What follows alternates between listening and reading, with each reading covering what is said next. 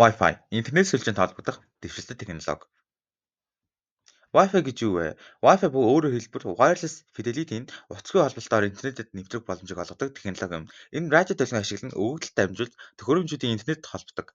Wi-Fi нь стандарт дээр суурилдаг бөгөөд олон төрлийн хэлбэрүүдтэй 802.11a, 802.11b, 802.11g гэх мэт ерөнхийдөө бол олон хэлбэрүүдээс бүрднэ.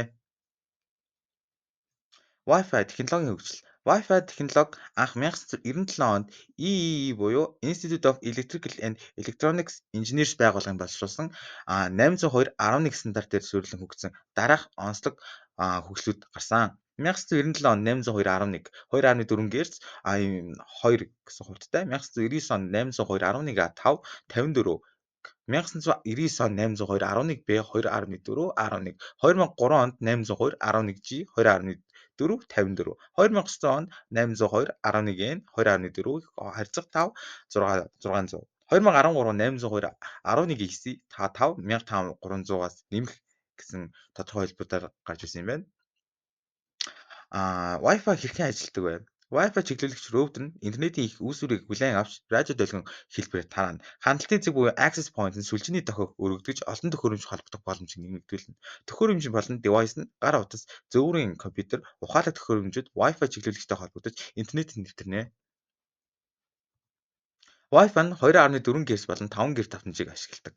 Wi-Fi 802.11ax нь болон түүнээс хойш технологиуд 66 Гц зурсыг ашиглаж эхэлсэн бөгөөд өндөр хурд, бага хөндлөнгийн нөлөөтэй. 2.4 Гц нь илүү урт зайд ажилладаг боловч хурд багатай.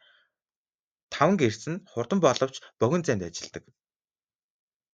Wi-Fi нь давуу болон сул талууд гэх олон зүйлсээс бүрдэх бөгөөд давуу талын жишээний тулд утасгүй холболт, өргөн хэрэглээ, тохиромжит ойн байдал, холболтын олон сонголт, сул талаас хамааран аюулгүй байдлын эрсдэл, холболтын хязгаарлалт, хөндлөнгийн нөлөө гэсэн ийм зүйлсээс бүрдэнэ.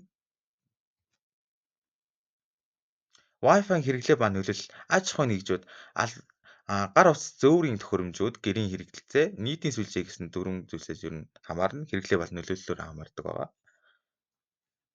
Wi-Fi нь аюулгүй байдлын асуудлууд гинэ. Шийдвэрлэх encryption буюу EPPA3 зэрэг шинэ үеийн шифрлэлт ашиглах, сүлжээний нэр SSID, нууцлал, илүү аюулгүй байдал хангах, хандлтын хяналт, үл мэдэгдэх төхөөрөмжүүдийг холбохоос сэргийлнэ. Хүчтэй нууц үг хэрэглэх нь хакеруудын хамгаалахын тулд нарийн төвөгтэй нууц үг ашигладаг. Дүгнэлт. Wi-Fi нь өнөөдрийн интернет холболтын хамгийн өргөн хэрэглэдэг технологийн нэг болж утасгүй холболтын хөгжлийг хурдсгасан. Түүний ачаар бизнес болон өдөр тутмын амьдрал шинэ боломжууд бий болж интернетээс илүү бүртгэмжтэй, уян хатан болгосон. Ирээдүйн Wi-Fi 7 болон үүнээс илүү өндөр хурдтай, найдвартай технологиуд хөгжсөөр явах болно. За баярлалаа.